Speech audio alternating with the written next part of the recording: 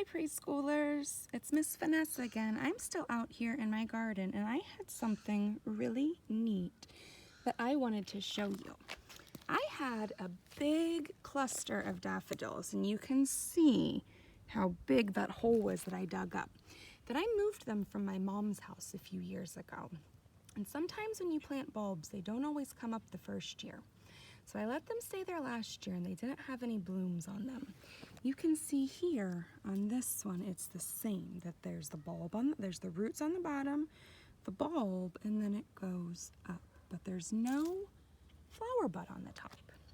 So I decided to rip them up to see what was going on because they weren't gonna bloom this year regardless. And when I got in here, this cluster of bulbs is so tight that there's little ones on the top, there's big ones down here in the bottom. Let's see if you can hear this. Oh, that was a quiet one. But they are so intertwined, they are so mixed up. You can see this big root cluster that they just don't want to come apart. Did you hear that rip? So I decided that I'm gonna give them a little bit more space because it's just like when we're at preschool.